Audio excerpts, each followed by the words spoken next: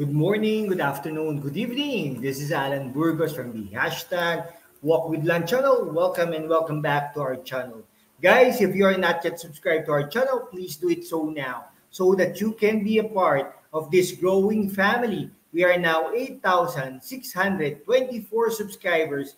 Konti na lang guys, magna 9,000 subscribers na tayo. Malapit na po yan. Siyempre, with your help, we can be able to attain this milestones. Thank you so much guys. God bless you all. Mahal na mahal ko po kayo. I love you all. Okay, mag-iingat po tayong lahat, lalong-lalo na sa mga panahon ngayon. Okay. Pag-usapan po natin today ay yung diyan sa Maynila, no? Alam niyo po ba, ang titulo po pala ng ating ang ating pinag-uusapan ngayon, mga buhaya diyan sa Maynila, yari kayo kay Yorme Isko Moreno sa 2025, no? Okay. So tuloy na po 'yan ang pagtakbo ni Yorme Isko Moreno bilang mayor, no? Bilang mayor ng Maynila, no? Tuloy-tuloy na po 'yan. Okay? Kaya nga naman inaasahan natin na sa kanyang pagbabalik ay talaga namang na tayo, no? Makakarinig na tayo ng opisyal na pagsasabi sa kanya na tatakbo na talaga siya bilang Yorme, mayor ng Maynila. Dahil siya nga lang naman po ang nagpagpalinis ng Maynila, no? Yung iba mga press releases lang, pero sa kanya at the same time press releases transparent, pero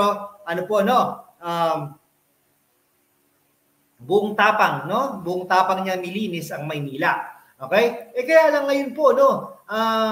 Ngayon po, ang daming buhaya diyan, no? Ang daming buhaya at buitre diyan sa Maynila. Yung mga enforcers natin, di umano, ay mga parang tumatanggap, no? O napakahirap talaga. Ngayon, alam naman natin na dating magkasama itong mga to, no? Naging magkasanggang dikit, no?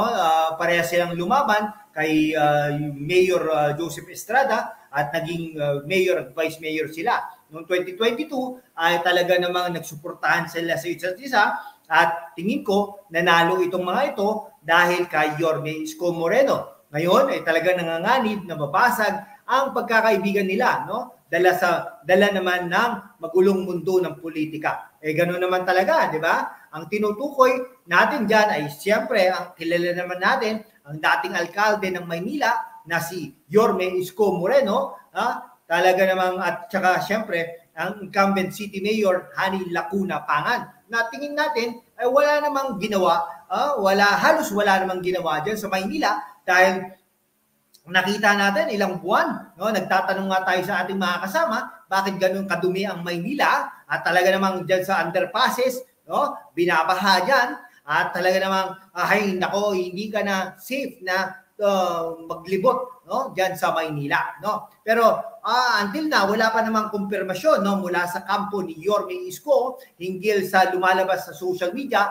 ng patakbo muli ng pagkaalkalde sa Maynila sa darating na 2025 midterm election. Pero sa tingin natin ay talagang tuloy na ito at hindi naman ito mag-aaksaya ng mga panahon ng kanyang mga supporters kung hindi naman ito tatakbo, no? Bukod kasi sa iba't ibang platform na nagpapahaging sa pagbabalik sa Maynila, may mga post din ang dating punong lungsod na pahiwatig na balak bawiin ang minsan ay naging trono niya sa City Hall. Dapat nga lang naman dahil mga parang yung pinaghirapan niya ay nawawala na, no? Unti-unti nang nawawala ang dumi-dumi ng Maynila. Kapag nagkataon ay magkakatotoo ang kasabihan, sa politika walang permanenteng kaibigan, kundi permanenteng interest lamang. Ito ay kung matutuloy ang labanang Moreno at Lacuna para sa mayor ng Maynila. Nakakatuwa ito dahil tingin natin ay lamang na lamang si Isko Moreno kay Mayora Hani Lacuna. Hindi maitatwa na ang dalawa ay tunay na magkasangga sa politika sa Maynila. Si Isko ay nanalong mayor at si Lacuna vice alkalde ng magtandem ng lumaban noong 2019 noong panahon ni Erap Estrada. Pero kung sino man sa kanila ang susuportahan ng mga Manileño at maging ama o ina ng lungsod, dapat ay magtulungan na lang dahil sa totoo lang napakaraming problema ng Maynila, no? Na hindi nagagawa ng solusyon ng unang mayor na babae sa history ng Maynila. Isang problema na dapat masolusyonan ay ang tabakan sa kalsada. Sira-sirang ang Maynila dahil walang patumanggang pangungutong ng mga enforcer na Manila Traffic at Parking Bureau, di umano. Marami pong mga kaibigan ang talaga na biktima nito at nagsasabi sa atin na mga maraming di umanong tiwaling MTPB na gumagawa ng dispalihang non-traffic violation para makapagngotong. Hindi, ang hirap, no? It's open book naman daw ang kanilang pangungutong, pero ang hindi natin maintindihan, di kumikilo sa pamunuan ng unang babaeng mayor ng Maynila, no? Di namamayani ang patungan sa mga kalsada sa Maynila, no? Noong mga panahon ni Yorme Isko Moreno ay talaga namang limitado ang galaw ng mga kurakot na ito. Okay? So, hindi po tingin niyo po ba dapat nang tumakbo si Yorme Isko Moreno at bawiin ang kanyang dating trono diyan sa Maynila, o di kaya naman si Mayora Hani Lacuna ay magpatuloy sa kanyang mga gawain na wala namang mga syadong ginagawa diyan sa Maynila at talaga napakadumi, hindi maliwanag, no? Kahit sino pang mayor dapat naman malinis, pero dapat may liderato ang mga ang lideratong mayor, no? Kung walang lideratong mayor ay talaga namang walang magsisilbi, no? Walang magsisilbi kung nasa opisina ka lang lagi at nasa aircon ay talaga namang asahan mo na magiging madumi ang iyong lungsod.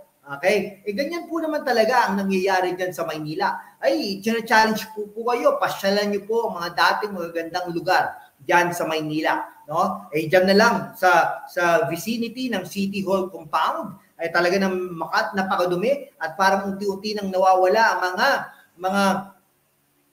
mga ginawa ni Yorme Isko Moreno diyan sa Maynila, no? Unti-unti ano ba 'yan, yung water fountain, musical water fountain diyan? Ay nako, makikita mo matatawa ka dahil mas maganda pa ang water fountain ng Ilocos. Okay? Ano ba ginagawa ni Mayora Hani Lacuna diyan sa Maynila? Mag-ano naman po kayo, mag-comment po kayo kung meron po kayo talaga nakikita na mga madudumi dyan o kaya malilinis na lugar. At saka parang tingin natin dyan sa Malate area ay talaga namang naglilipanan na naman ang mga prostitutions dyan, no? At saka marami pong mga manluloko dyan na mga agencies dyan sa Malate, Manila, no? Ingat-ingat lang po tayo, no? Kunwari, nung papaalis-alis sila, ay talagang naniningil-ningil naman sila ng kanilang mga kung ano-anong paniningil, at ang protector diyan ay isang barangay kapitan diyan sa Paco area. Okay, sige po, hanggang dito na lang po mga kaibigan ko, ha. Maraming salamat po sa inyong lahat. Kung hindi ka pa nakapag-subscribe sa ating channel, mag-subscribe ka naman upang we can be able to maintain and sustain this channel. Thank you so much, guys. God bless you all.